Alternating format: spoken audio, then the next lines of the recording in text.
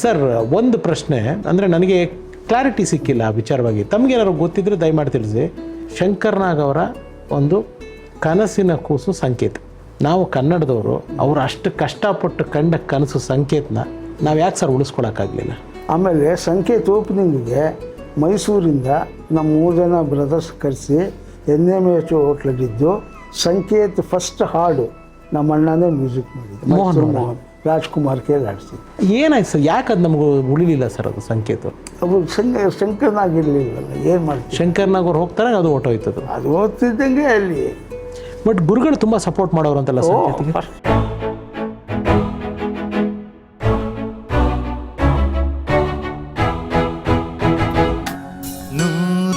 ನೂರೊಂದು ನೆನಪು ಇಲ್ಲೇ ಇರಬೇಕು ಅಂತ ಅನಿಸ್ಬಿಡ್ತು ಅವ್ರ ಜೊತೆ. ಹಂಸಲೇಖ ಸರ್ ಜೊತೆ ಶುರು ಮಾಡಿದ್ದೀನಿ, ಹಂಗೆಲ್ಲ ಬಿಟ್ಟೋಗೋಕೆ ಇಷ್ಟ ಆಗಿರಲಿಲ್ಲ. ಹಂಗಂದ್ಬಿಟ್ಟು ದೊಡ್ಡ ಅವಕಾಶನೂ ನಂಗೆ ಸಿಕ್ಕಲಿಲ್ಲ. ಹಂಗಂದ್ಬಿಟ್ಟು ದೊಡ್ಡ ದೊಡ್ಡ ಪಿಕ್ಚರ್ ಬಂದು ನೀ ಮಾಡು ಅಂತ ಏನು ಹೇಳಲಿಲ್ಲ. ಹೆಣ್ತೀರೆ ಆ ಥರ ಈ ಥರ ಒಂದು ಸಣ್ಣ ಬಜೆಟೆಡ್ ಮೂವೀಸ್ ಬರೋದು. ನಾ ಆ ಬಡ್ಜೆಟಲ್ಲಿ ಆಗಲ್ಲ ಎಷ್ಟು 50,000 60,000 ಒಂದು ಪಿಕ್ಚರ್ ಮಾಡ್ಕೊಳ್ಳುವೆ. ನಂಗೆ ಬಂದಿದ್ದರೆ ನಾವು ಒಂದೊಂದು. ನಿಮ್ಮ ಸಂಗೀತನ ಕೇಳಿ, ನಿಮ್ಮ ಕಂಪೋಸಿಷನ್ನ ಕೇಳಿ ನಿಮ್ಮ ಅಣ್ಣ ಮೈಸೂರು ಮೋಹನ್ ಅವ್ರು ಏನನ್ನೋರು? ಹೌದು, ಅವನದು ತುಂಬ ಚೆನ್ನಾಗಿರುತ್ತೆ. ಅವನೇ ಲೀಡ್ರು. ನಂಜುಂಡ ಎಲ್ಲ ಫ್ಯಾಂಟಾಸ್ಟಿಕ್ ಆಲ್ಬಮ್ ಸರ್. ಅವನು ತುಂಬ ರವಿ ಮೂಡಿ ಬಂದ, ಕಿಲಾಡಿ ಕಿಟ್ಟು, ಅವನು ದೊಡ್ಡ ದೊಡ್ಡ ಪಿಕ್ಚರೇ ಮಾಡ್ದ. ಆದರೂ ಅಷ್ಟು ದೊಡ್ಡ ಹೆಸರು ಮಾಡೋಕ್ಕಾಗಲಿಲ್ಲ. ಗುರುಗಳೇನನ್ನೋರು ನಿಮ್ಮ ಕಂಪೋಸಿಂಗ್ ಎಲ್ಲ ಕೇಳಿ ಖುಷಿ ಪಡೋರು. ನಮ್ಮ ಸ್ಟೈಲೇ ಬೇರೆ ಅಂತ ಹೇಳೋರು. ನಿಂದೆ ಬೇರೆ ಕಣೆ, ನಮ್ಮದೇ ಬೇರೆ ಅನ್ನೋರು. ಇವತ್ತಿನ ತನಕ ಇದ್ದೀವಿ ಸದ್ಯ ಅವ್ರ ಜೊತೆ. ಮೊದಲು ಸುಗ್ಗಿ ಸಿನಿಮಾ ಒಂದು ಪ್ರಯೋಗ ಸರ್. ಹಂಸಲೇಖ ಸರ್ ಅವರೇ ಮಗನ್ನೇ ಮಾಡಿದಂಥ ಒಂದು ನಾಯಕನ್ ಮಾಡಿದಂಥ ಸಿನಿಮಾ. ಅದರಲ್ಲಿ ಬಂದಂಥ ಹಾಡುಗಳು ಅಂದರೆ ಏನು ನಾವು ದೇಸಿ ಫ್ಲೇವರ್ ಹೇಳ್ತೀವಿ, ಅದು ಪ್ಯಾಟೆಯಿಂದ ಬಂದ ಪುಟ್ಟ ಪ್ರೀತಿಯ ಪುಟ್ಟಿಯಲ್ಲಿ ಬಿದ್ದೆ ಬಿಟ್ಟ. ಅದರಲ್ಲಿ ನೋಡಿ, ಅಲ್ಲಾರೆ ನಿನ್ನ ಹಬ್ಬದಲ್ಲಿ ದೀವಾನ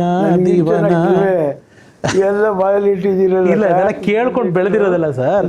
ಅಂದರೆ ಈ ಹಾಡುಗಳೆಲ್ಲ ನಮ್ಮ ಚೈಲ್ಡ್ಹುಡ್, ನಮ್ಮ ಬಾಲ್ಯದಲ್ಲೆಲ್ಲ ತುಂಬ ಪರಿಣಾಮ ಬೀರಿದೆ ಸರ್. ಅದರಲ್ಲೂ ನಾನು ದೊಡ್ಡ ರಾಜನ್ ನಾಗೇಂದ್ರ ಅವರ ಅಭಿಮಾನಿ.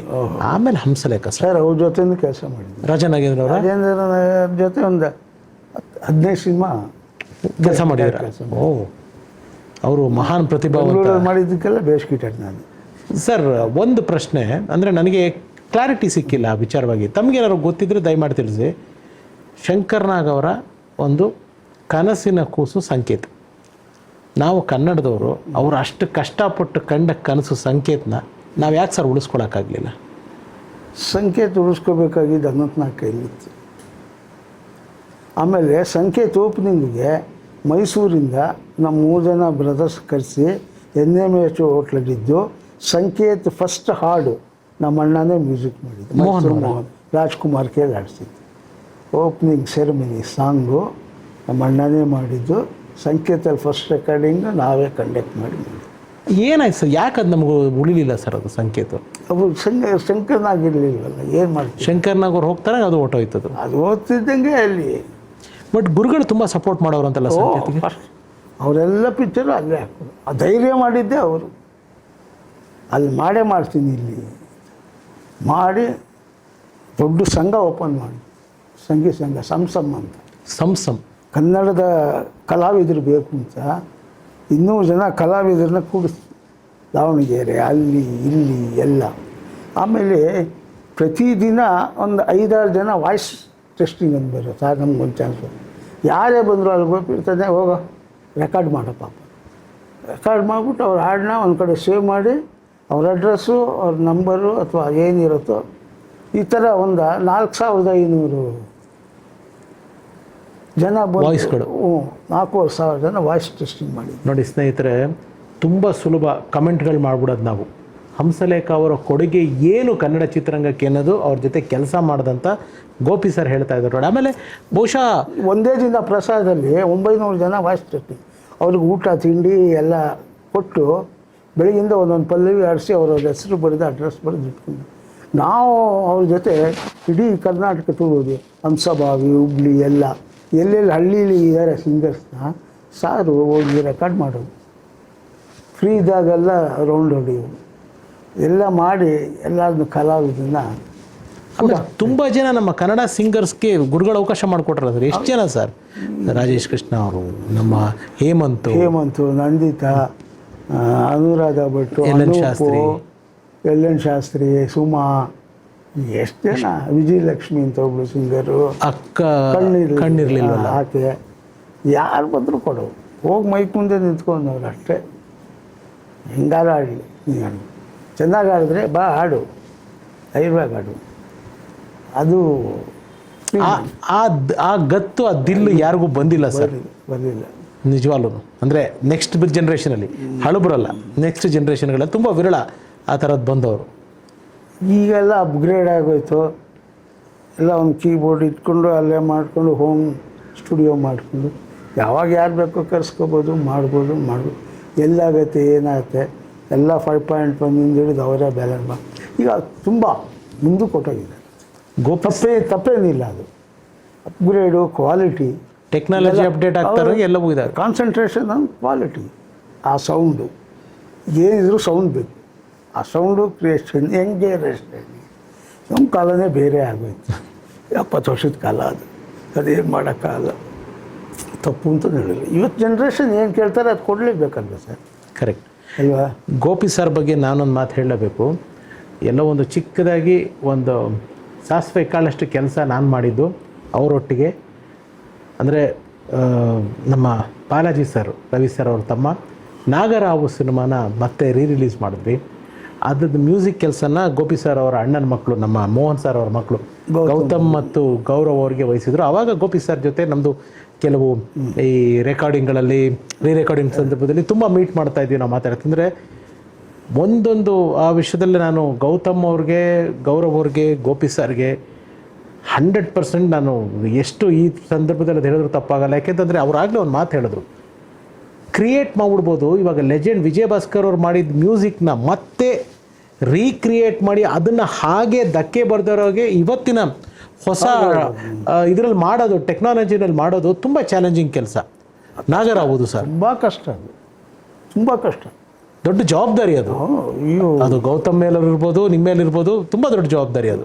5 ಸಿನಿಮಾ ಕಂಪೋಸ್ ಮಾಡಿಬಿಡ್ಬೋದು, ಒಂದು ಸಿನಿಮಾ ಇದ್ದಿದ್ದು 5 ಸಾಂಗ್ ತಿರುಗಿ ಮಾಡಬೇಕು. ಅದೊಂದು ಬಿಟ್ಟಿದ್ದಿಲ್ಲ, ನಾವು ನೋಡಿದ್ವಿ ಅದ್ರ ಕಣ್ಣಾರ ಎಷ್ಟು ಕಷ್ಟಪಟ್ಟಿದ್ರು ಮ್ಯೂಸಿಷಿಯನ್ಸ್ಗಳು. ಇದೆಲ್ಲ ಅಂದರೆ ಹ್ಯಾಟ್ಸ್ ಆಫ್. ಅಂದರೆ ಈ ರೀಕ್ರಿಯೇಷನ್ ಅನ್ನೋದು ಎಷ್ಟು ಮೆಂಟಲಿ ಸ್ಟ್ರೆಸ್ ಆಗುತ್ತೆ ಗೋಪಿ ಸರ್. ತುಂಬ ಆಮೇಲೆ ನಮಗಿಂತ ನುಡಿಸೋರು ತುಂಬ ಕಷ್ಟ. ಟೆಂಪೋ ಇರ್ತಿರ್ಲಿಲ್ಲ, ಏನಿರ್ತಿರ್ಲಿಲ್ಲ. ಈಗ ಅದರ ಕ್ಲಿಕ್ ಇರುತ್ತೆ, ಒಂದು ಟೆಂಪೋ ಇರುತ್ತೆ, ಆ ಕ್ಲಿಕ್ ಕೇಳಿಸ್ಕೊಂಡು ಕರೆಕ್ಟಾಗಿ ನುಡಿಸ್ಬಿಡ್ಬೋದು. ಆಗ ನೋಡ್ಕೊಂಡು ನುಡಿಸ್ಬೇಕನ್ನೋದು ಎಲ್ಲ ಬಂದ್ಬಿಡುತ್ತೆ. ಒಂದು ರಿದಮ್ ಫ್ಲೋ ಬರಬೇಕಲ್ಲ, ಅದು ಸಿಕ್ಕಬೇಕು. ತುಂಬ ಕಷ್ಟಪಟ್ಟರು, ನೀವೇ ನೋಡಿದ್ರಿ ಅದನ್ನು. ಹೌದು ಹೌದು, ತುಂಬ ಕಷ್ಟ ಆಗೋಯ್ತು. ಚೆನ್ನೈಯಲ್ಲೆಲ್ಲ ಹೋಗಿದ್ವಲ್ಲ ಸರ್, ಚೆನ್ನೈಲೆಲ್ಲ ಹೋಗಿ ಕೆಲಸ ಮಾಡಿದ್ವಲ್ಲ, ಅದನ್ನು ಹೊಸ ಪಿಕ್ಚರ್ ಮಾಡೋಂಗೆ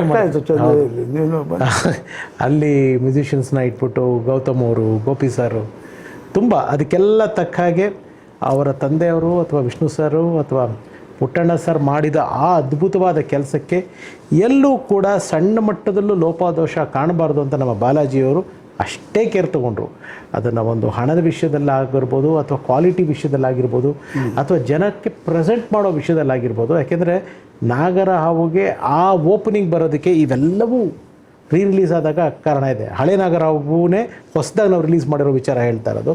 ಎನಿವೇಸ್ ಗೋಪಿ ಸರ್, ಈಗ ಒಂದು ಪಾಯಿಂಟ್ ಹೇಳೋದು ಹೇಳಿ ಸರ್.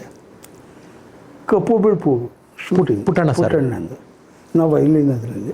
ಓ, ಅದಕ್ಕೆ ವಿಜಯ್ ಭಾಸ್ಕರ್ ಅವರು ಸರ್? ವಿಜಯ್ ಭಾಸ್ಕರ್ ಅಲ್ಲ, ಶೂಟಿಂಗಲ್ಲಿ ನಾನು ಶೂಟಿಂಗ್. ಓಕೆ. ಕಲ್ಪನಾ ಹಾಡು ಹೇಳ್ಕೊಂಡ್ಬಂದಾಗ ವಯಲಿನ್ ಗ್ರೂಪಲ್ಲಿ ನಾನು ಕೂತಿದ್ದೆ. ಪುಟ್ಟಣ್ಣವ್ರು ಹೇಳಿದ್ರು.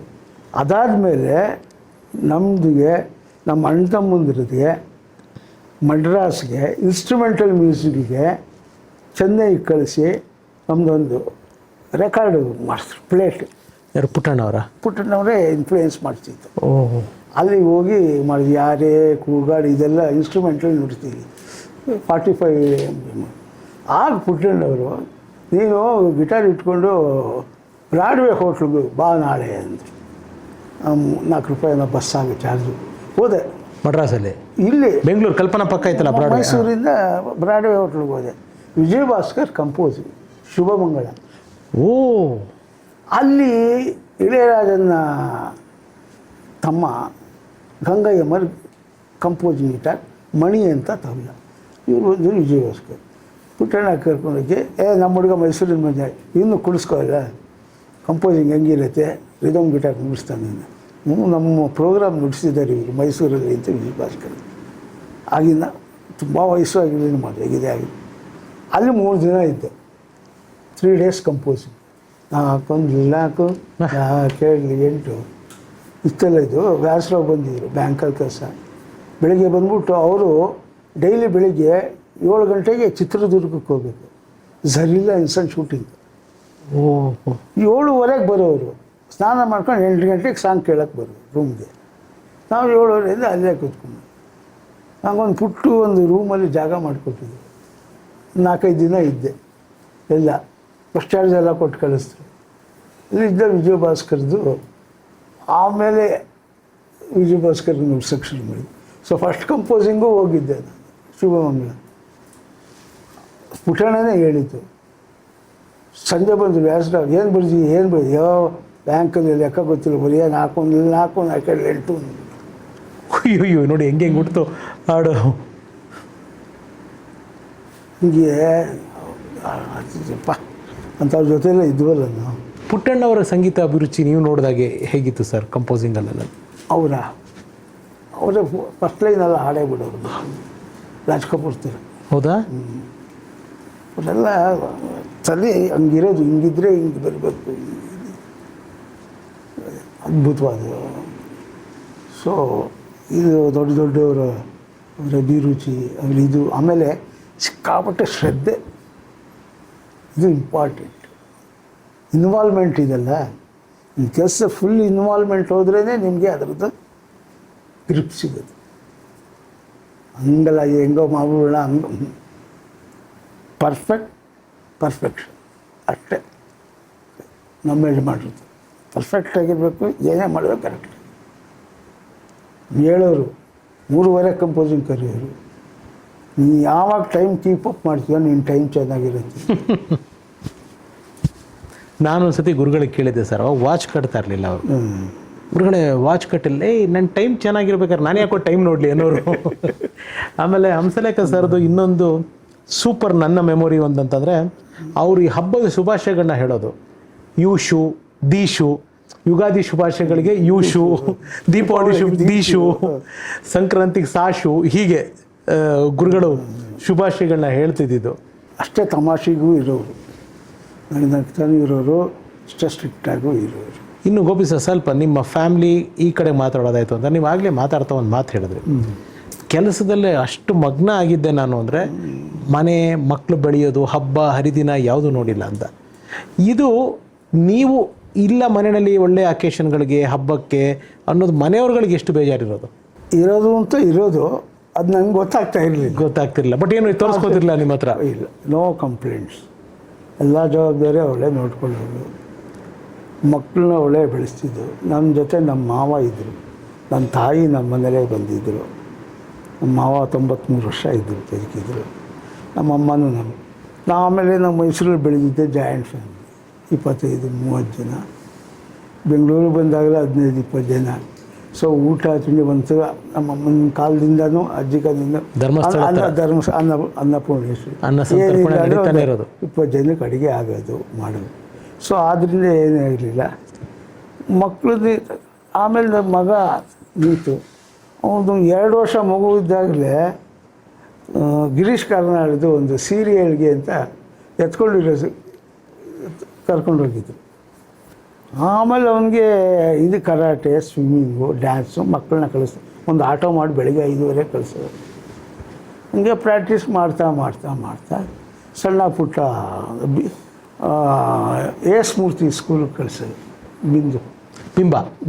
ಬಿಂಬಾಗಲ್ಲ ಒಂದಷ್ಟು ದಿನ ಹೋಗೋರು, ಡ್ಯಾನ್ಸ್ಗೆ ಹೋಗೋರು, ಕರಾಟೆಗೆ ಹೋಗೋರು, ಸ್ವಿಮ್ಮಿಂಗ್ ಹೋಗೋನು. ಹಿಂಗೆ ಮಾಡ್ತಾ ಮಾಡ್ತಾ ಅವನಿಗೆ ಇಂಟ್ರೆಸ್ಟು ಸ್ವಲ್ಪ ಚೆನ್ನಾಗೂ ನೋಡೋಗಿದ್ದ ಅಲ್ಲಿಂದ ತುಂಬ ಮುದ್ದಾಗಿದ್ರು. ವ್ಯೂಹ ಮೊದಲನೇ ಸಿನಿಮಾ ತಮ್ಮ ಮಗ ಅವ್ರು ಮಾಡಿದ್ದು ಯಾವುದು ಮೊದಲನೇ ಸಿನಿಮಾ? ವ್ಯೂಹನೇ ಇರಬೇಕು. ವ್ಯೂಹನೇ. ಸ್ನೇಹಿತರೆ, ನಾನು ಗೋಪಿ ಸರ್ ಜೊತೆಗೆ ಮುಂದುವರಿಸ್ತೀನಿ. ಜೊತೆಗೆ ಇಲ್ಲಿ ಅವರ ಮಡದಿ ಮೇಡಮ್ ಅವರು ಬರ್ತಾರೆ. ಮೇಡಮ್ ಅವ್ರ ಜೊತೆ ಕೂರಿಸ್ಕೊಂಡು ಮತ್ತಷ್ಟು ಮಾತುಕತೆ ಮುಂದುವರಿಸ್ತೀನಿ. ಅದು ಡಿ ನಮ್ಮಲ್ಲಿ ಅಂತ ನಮ್ಮಲ್ಲಿ ಲೋಕನಾಥ್ ಜೊತೆ ಮಾಡ್ದ ಅವಾಗ 2.5 ವರ್ಷದಲ್ಲಿ. 2.5 ವರ್ಷ ಅವಾಗಿಂದ ಶುರು ಆಯಿತು. ಆಮೇಲೆ ಇನ್ನೊಂದು ಅನಂತ್ನಾಗ್ ಜೊತೆ ಹಿ ಗಾಟ್ ಎ ಚಾನ್ಸ್. ಅದರಲ್ಲಿ ಅದೇನೋ ಗಿರೀಶ್ ಕಾರ್ನಾಡ್ ನೋಡಿ ಹೆದರ್ಕೊಂಡ್ಬಿಟ್ಟೆ ಅವನು.